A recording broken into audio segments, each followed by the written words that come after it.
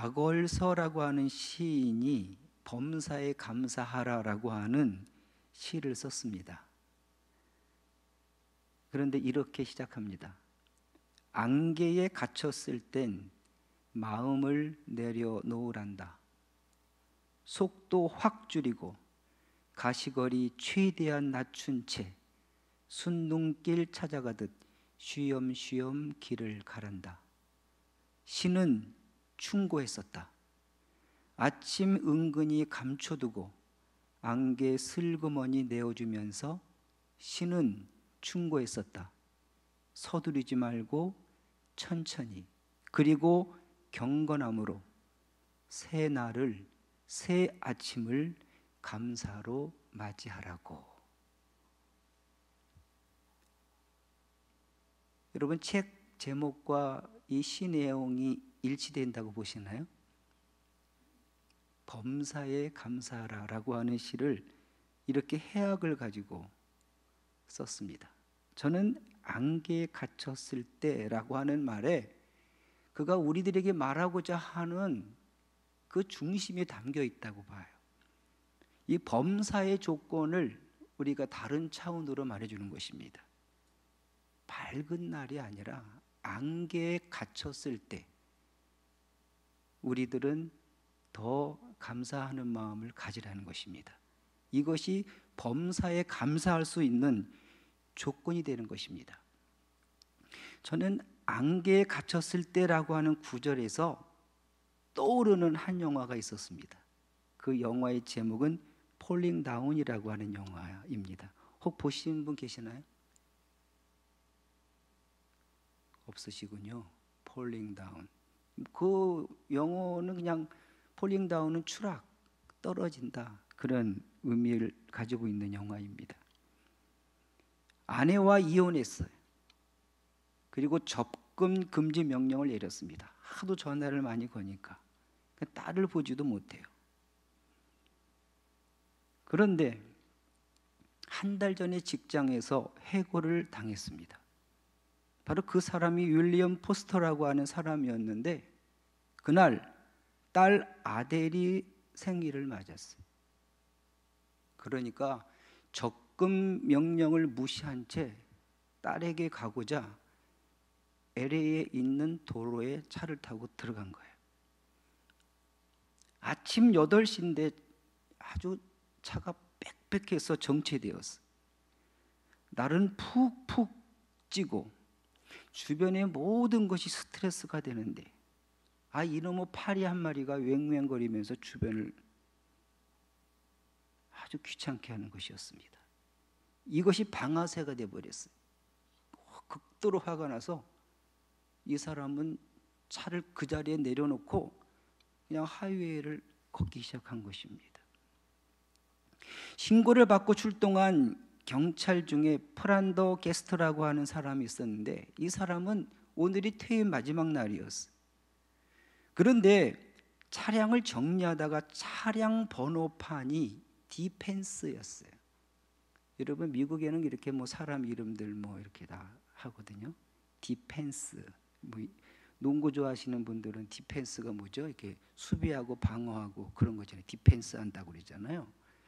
범상치 않은 사람이라는 것을 알고 그 사람을 추적해 나가기 시작합니다.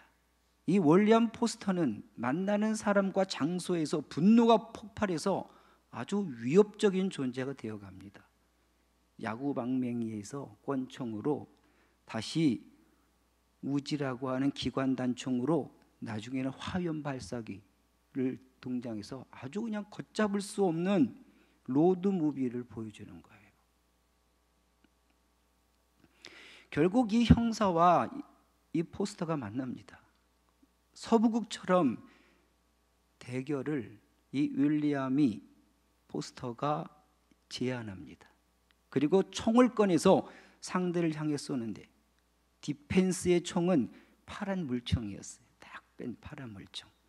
경찰의 총에 맞으면서 뒤에 바다를 향하여 폴링 다운, 쭉 떨어지는 것입니다. 폴링 다운이에요. 자신을 스스로 조절할 수 없는 위험한 그의 하루가 마무리되는 것임을 보게 되죠. 저는 그래서 안개에 딱 갇혔을 때라는 말과 차에 갇혔을 때라고 하는 단어를 한번 대비해 보았습니다.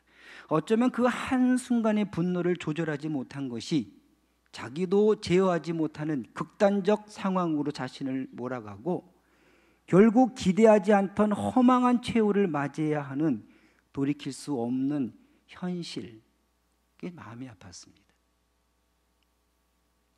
하지만 이 폴링 다운이 남의 이야기만은 아니겠다는 그러한 그 마음을 갖게 됐어. 나도 이와 같은 상황을 만났을 때 이를 대처하고 풀어가는 그 자세, 이게 중요하겠구나. 그리고 그를 통해서 어쩌면 서로 다른 결과물을 얻을 수 있는 것이 아닐까라고 하는 마음을 갖게 되었습니다. 저는 그래서 이 시대를 살아나가는 우리들은 이 삶의 차원을 생각해 봐야 한다, 그런 믿음을 갖게 되는 것입니다. 여러분, 범사의 힘이라고 하는 것이 무엇일까요? 범사라고 하는 것은 늘을 말하는 거죠. 항상 어떤 조건과 환경 가운데에서도. 그리고 문제는 우리의 마음인 것입니다. 우리 아바 아버지를 찬양하면서 하나님께서 우리들의 마음을 고쳐주신다라고 하는 가사가 확 들어오더라고요. 우리들의 마음을 고쳐야 됩니다. 저는 감사가 머무는 곳, 이 곳이라고 하는 이 장소가 그라운드라고 하는데요. 우리가 말하는 뭐 땅, 뭐 이런 뭐 지표면 이런 뜻이 있는데요. 영어 사전을 쭉 찾아보니까 접지라고 하는 뜻도 있습니다. 접지하다. 접지 아시나요? 전기선이 잘 원활하게 통할 수 있도록 꼽아두는 게 접지거든요. 접지를 잘 해야 되는 것이죠. 이 접지는 어디다 해야 될까요? 예수 믿는 우리들의 접지는 예수 그리스도인 것입니다. 할렐루야. 그래야 돼요. 접지. 뭐 우리가 포도나무 비유해서 말하는 말이죠. 예수님은 원줄기고 우리들은 가지다. 그 접지잖아요. 접지. 그런데 그 접지에서 나타나는 그러한 힘이 사도 바울은 감사다, 그렇게 말하는 것입니다. 할렐루야. 오늘 3절 가운데 공통점이 뭐냐면 감사예요. 각 절마다 감사를 배치하고 있는 것을 보게 됩니다. 그런데 오늘 첫 번째 우리들에게 생각해 보고자 하는 것은 그리스도의 평강입니다. 따라해 보시죠. 그리스도의 평강이. 여러분, 평강은 파도 있는 바다가 잔잔해진 때라고 저는 그렇게 믿습니다. 파도를 경험해 본 사람이 알 수 있는 시그널인 거죠. 메가톤급의 파도를 견뎌본 사람은 더욱 잔잔해진 파도의 정도를 실감할 수 있습니다. 이어령 교수는 크리스찬이 된다는 것이 얼마나 어려운 일인가라고 하는 그런 질문을 던졌습니다. 그가 외람되게 이야기하자면 지금까지 세속적으로 편안하게 살던 것을 끊고 떨어지는 추락의 경험과 아픔이 없다면 주님을 함부로 말해서도 안 되고 예수님을 믿는다고 말해서도 안 된다라고 그렇게 단언을 했습니다. 정말로 모두 끊어버리고 모두 버려야 하는 것이, 예수님은 제일 먼저 부모와 가정을 버리시고 가진 모든 것을 버리시고 마지막에는 생명까지 버리셨다는 거예요. 그러니까 이어령 교수는 예수 그리스도에게서 뭘 봤냐 하면 비움을 본 거예요. 내려놓음을 본 것입니다. 그런데 우리는 구하고자만 한다는 거예요. 구하고자 한다. 그분은 계속 버리셨는데 예수를 따른다는 사람들이 계속 구하기만 하고 있다는 것입니다. 여러분, 불평과 불만은 모두 욕망, 욕심에서 나온다고 믿습니다. 맞나요? 욕망을 내려놓는다면 자연스럽게 불평과 불만이 사라지고 그 자리에 무엇이 들어오냐 하면 무엇이 들어올까요? 내 감사가 들어오는 것입니다. 저는 이것을 아는 것이 삶의 새로운 차원의 문을 여는 것과 같다고 믿습니다.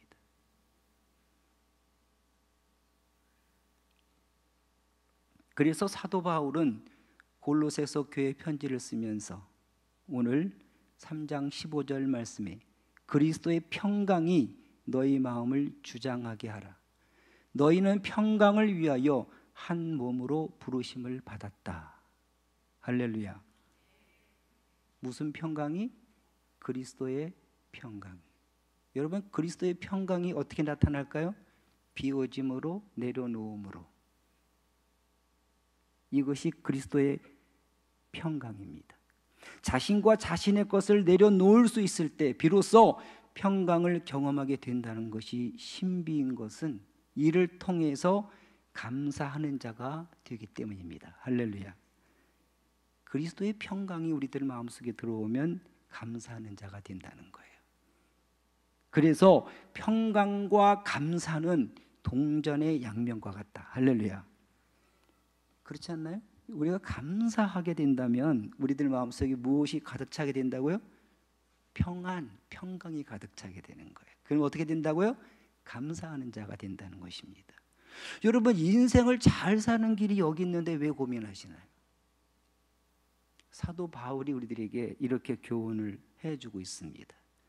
그리고 두 번째는 그리스도의 말씀이, 따라해 보시죠. 그리스도의 말씀이. 제가 전북 극동방송에서 개국 이래 지금까지 최광철 목사의 뷰티풀 데이를 진행해 오고 있습니다. 그게 교회 부흥에는 별로 도움이 되는 것 같지는 않지만 제가 마지막 멘트는 방송국의 동의를 얻어서 꼭 이런 멘트를 넣습니다. 주님의 몸된 교회를 찾으십시오. 그리고 익산에 사신다면 배산 입구에 있는 아주 작은 교회 푸른진주 교회가 대안이 될 수 있습니다. 이런 문구를 집어 넣습니다. 교회를 찾으라는 이유는 교회가 아니면 그리스도의 말씀을 들을 수 없기 때문입니다. 여러분들이 수요 예배를 소중히 여기는 것은 잘된 일이에요. 왜 그렇습니까? 한 말씀이라도 더 나의 삶, 내 마음 속에 심을 수 있어요. 여러분 집에 있다면 뭐 하시겠어요 지금? 제가 예수를 믿으면서 제일 잘한 것이 있다면 그런 겁니다. 저는 처음 고등학교 때 예수를 믿으면서 하나님에게 약속한 것은 나는 모든 예배를 빠지지 않겠습니다. 정말 빠지지 않았어요. 정말로 빠지지 않았습니다. 결의가 필요하죠. 제가 감리교신학대학에 들어갔습니다. 근데 체프를 딱 드리는데 성가대 너무 멋있었어요. 그래서 제가 아주 앙큼한 마음을 품었습니다. 나는 성가대 총무가 되겠다. 앙큼한 마음을 품었어요. 그리고 그 마음을 품고 제가 계획한 것이 있습니다. 그것은 뭐냐 하면 모든 연습에 한 번도 빠지지 않는다. 한 번도 빠진 적이 없어요. 그리고 성가대 가운 피스 이거는 내가 뒤처리한다. 미리 딱 준비해놨다가 너무 바빠서 그냥 가면 갔다가 걸고 또 늦게 오는 사람을 위해서 준비했다가 주고 그랬더니 3학년 돼서 제가 총무가 됐을까요? 안 됐을까요? 됐어요. 그게 중요한 거예요. 됐어요. 그냥 우리 교수님도 한 표 찍어가지고 제가 그냥 거의 그때 나온 친구가 중부연의 감독님인데 아마 그 친구는 나한테만 줘봤을 거예요. 중요한 것입니다. 말씀이 중요한 것은 말씀만이 우리를 영적인 관심을 갖게 하기 때문입니다. 하나님 나라를 사모하게 하기 때문이에요. 한번 생각해 보십시오. 하나님의 나라를 기대한다라고 하는 것은 우리가 구원의 뜻을 갖고 있는 거예요. 할렐루야.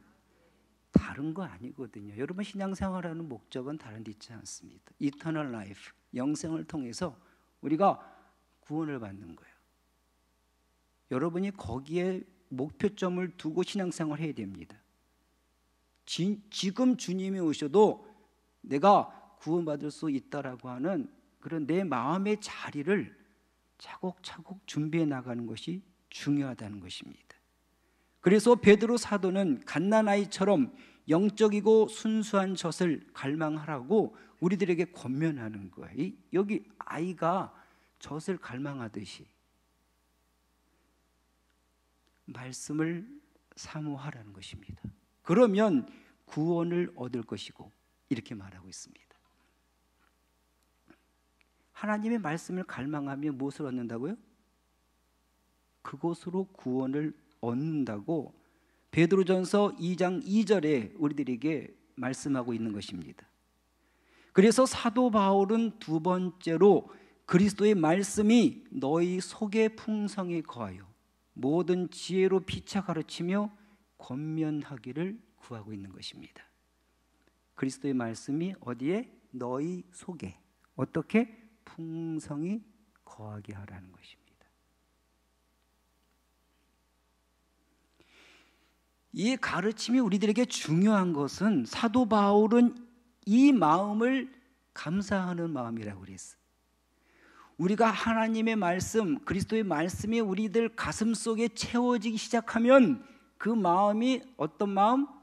감사하는 마음이 된다는 거예요.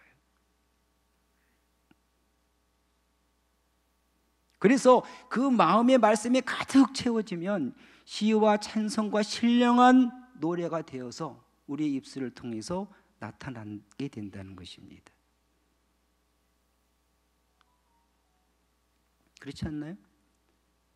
내 마음속에 무엇이 채워졌느냐가 표현되는 것이 바로 나인 것입니다. 막 불평하고 막 만족이 없고 말이죠. 세상의 유행가는 들려오는데 내가 한마디의 찬송도 할 수 없다. 이건 문제가 있는 거예요.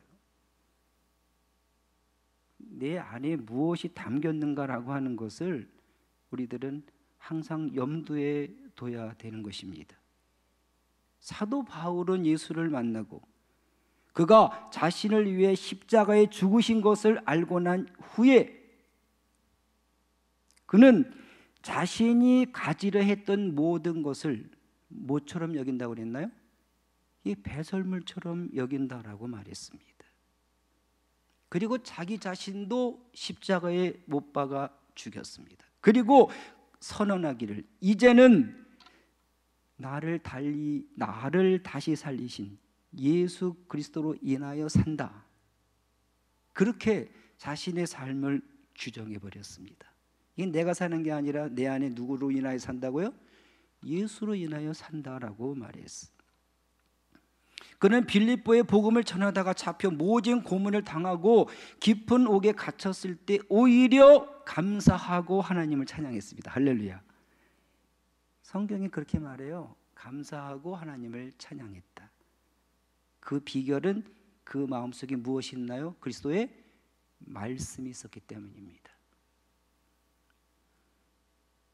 그래서 그는 빌립보 교회에 보내는 편지에서 다음과 같은 삶을 내용으로 고백하고 있는 것입니다. 1장 20절과 21절에 보면 나의 간절한 기대와 소망을 따라 아무 일에든지 부끄러워하지 아니하고 지금도 전과 같이 온전히 담대하여 살든지 죽든지 내 몸에서 그리스도가 존귀하게 되게 하려 하나니 이는 내게 사는 것이 그리스도니 죽는 것도 유익함이라.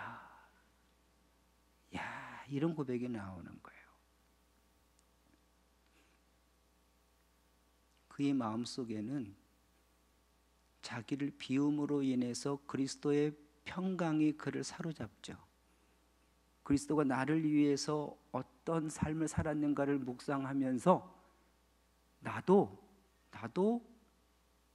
그를 위한 삶을 살겠다고 삶을 재편하고 살아나가게 되니까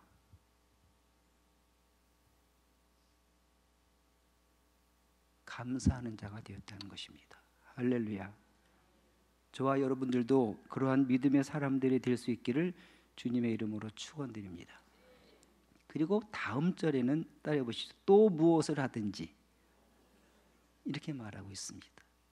예수께서 십자가에 달려 죽으시고 3일 만에 부활하셔서 하늘에 오르신 광경은 함께한 모든 사람들에게 놀라움을 주었습니다. 그래서 세상에 남겨진 사람들은 삶의 질서를 새로 잡아야만 했습니다. 그것이 바로 Jesus Christ First라고 하는 것이죠. 그들의 모든 삶 속에서 예수 그리스도가 어디에 맨 앞자리 First였어요. 그리고 재편된 그들의 삶은 이전과는 다른 변화된 삶을 살아야만 하는 것이었습니다. 그리고 그것은 무엇을 하든지 말이나 일에나 다 주 예수의 이름으로 하는 것이었습니다. 여러분, 초대교회를 규정하는 단어가 주 예수의 이름이에요. 이것이 사도 바울의 주문이지만 실은 그가 사도들로부터 전수받은 것입니다.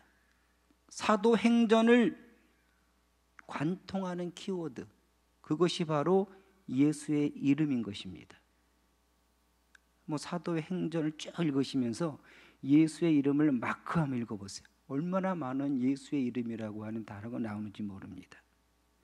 저는 특별히 사도행전 3장에 나오는 오후 3시에 기도하기 위해서 성전에 올라가는 두 사도 베드로와 요한을 소환해서 여러분들에게 증인으로 내놓기를 원합니다.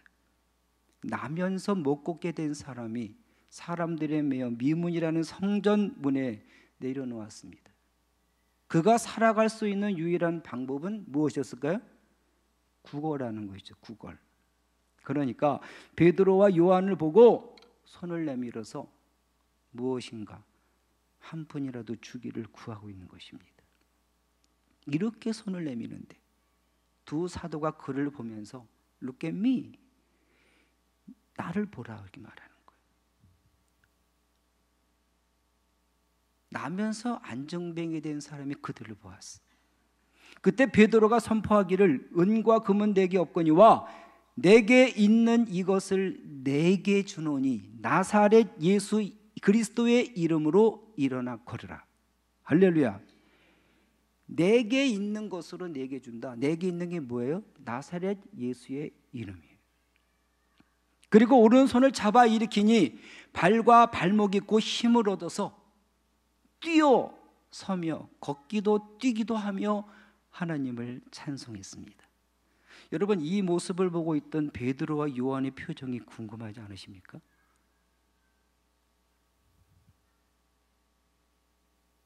그들은 이러한 놀라운 일을 경험하게 해주신 하나님 그리고 예수 그리스도에게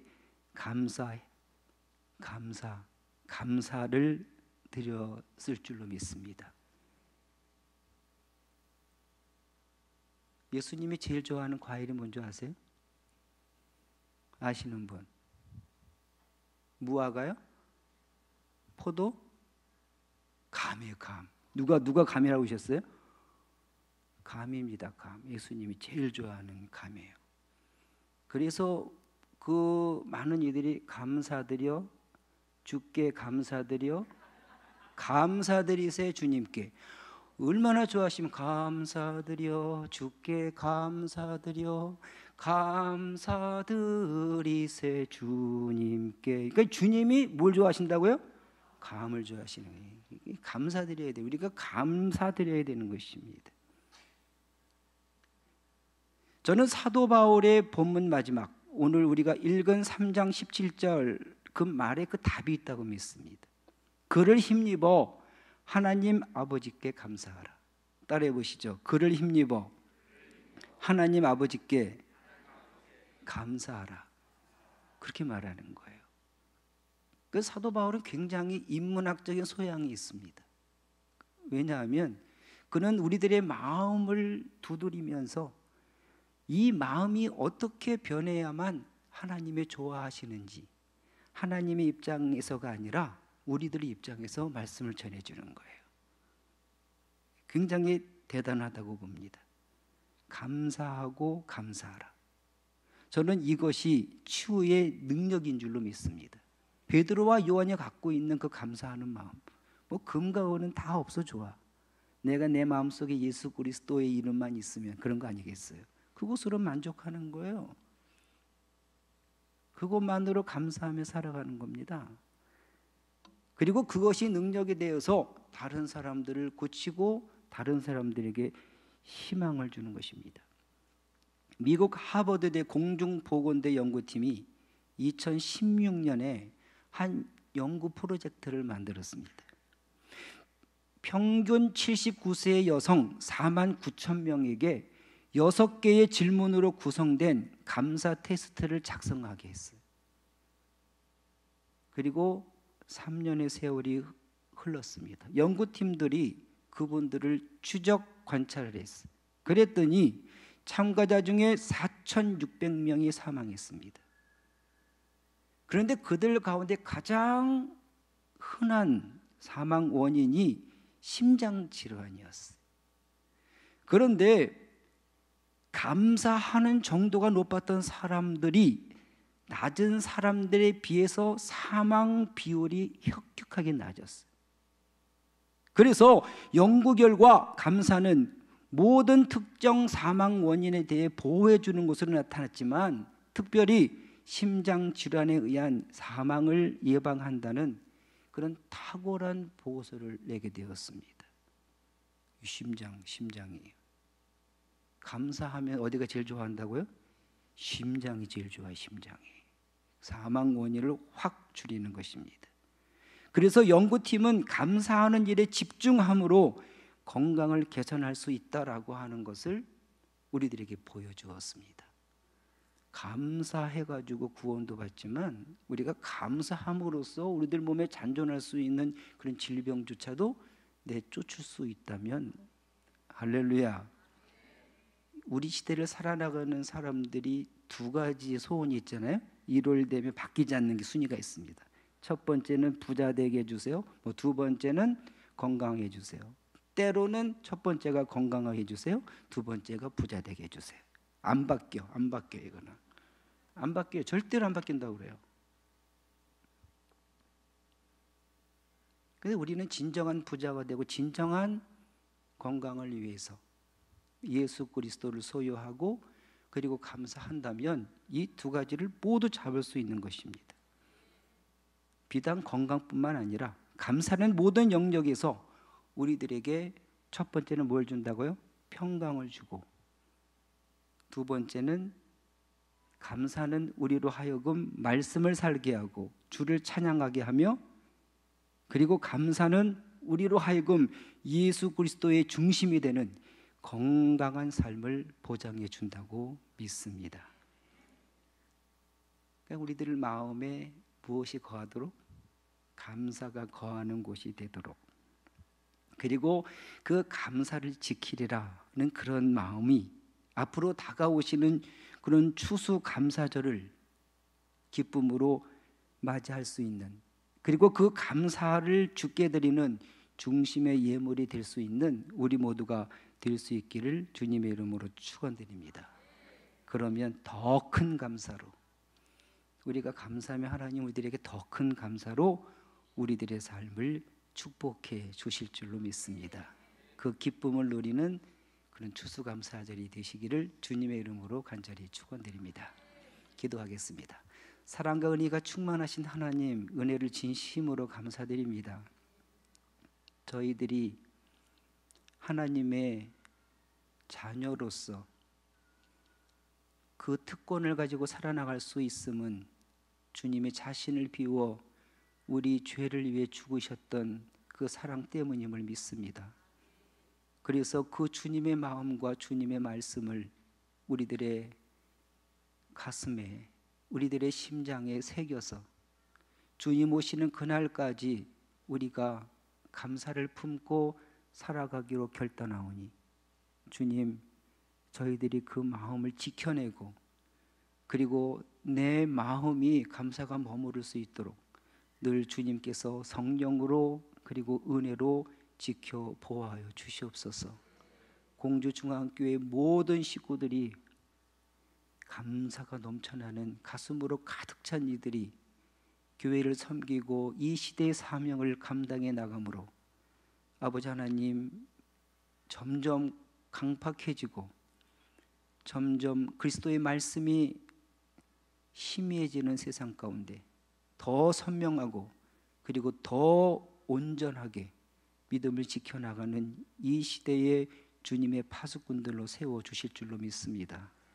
이 저녁에 함께한 우리 모두를 변화시켜 주셔서 아버지 하나님, 우리를 통하여서 주님께서 영광 받아 주시옵소서. 감사를 드리며 예수님 이름으로 간절히 기도드리옵나이다. 아멘.